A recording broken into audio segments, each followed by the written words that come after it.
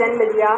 यूं तो आज़ादी की लौ सन 1857 में ही चल चुकी थी, जिसने विकराल रूप धारण कर सन 1947 में हमारे देश को आज़ाद कराया।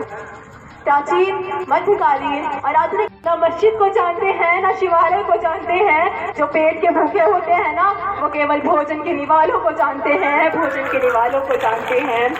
किंतु एक वैचारिक बीमारी हमारे समाज में मुझे नजर आती है। कहा जाता है कि हम दुनिया के सबसे बड़े लोकतंत्र हैं, जहां हिंदू पैदा होते हैं, मुस्लिम, सिख, ईसाई भी पैदा होते हैं, किंतु बदकिस्मती है कि कभी इंसान पैदा नहीं होता है। और मेरे विचारों में न हिंदू की जरूरत है, न मुसलमान की जरूरत है। राष्ट्र निर्माण के लिए केवल अच्छे इंसान की जरूरत है, केवल अच्छे इंसान की जरूरत है।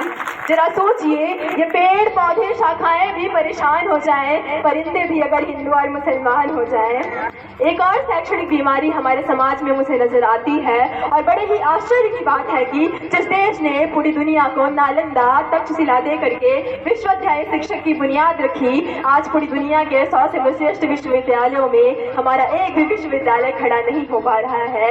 जहां एक और हमारे पास IIT, JEE, NEET, UPSC जैसे शैक्षणिक संस्थान हैं, वहीं दूसरी ओर हमारे देश के गरीबों को बेरोजगारी की जमात में खड़ा करने के लिए उनके हाथ में सर्व शिक्षा अभियान का झुनझुना पकड़ा दिया जाता है। और मैं बता दूं कि इस शैक्षणिक बीमारी का केवल एक ही कारण है, और वो ये है कि हमारे देश की शिक्षा नीति केवल 2 ही तरह के लोगों के लिए बनी है, एक वो जो विद्वान है और दूसरे वो जो धनवान है। इसी तरह की कई गजब की बीमारियां हैं, और इन बीमारियों की जड़ है हमारा अंधविश्वास।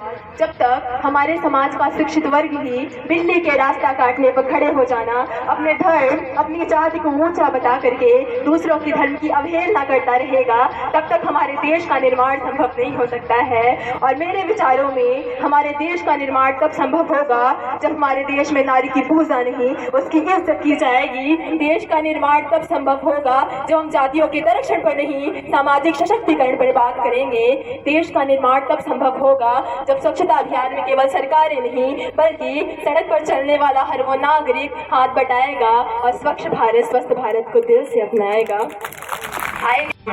अपने बलिदान, अपने मातृभूमि पर बलिदान हो गया, वीर जवान चिर निद्रा में लीन हो गया। लेकिन वीर जवान कहता है कि ये न समझो माँ कि मैं चिर नींद लेने जा रहा हूँ, माँ मैं तेरी कोख से फिर जन्म लेने आ रहा हूँ, माँ मैं तेरी कोख से फिर जन्म लेने आ रहा हूँ।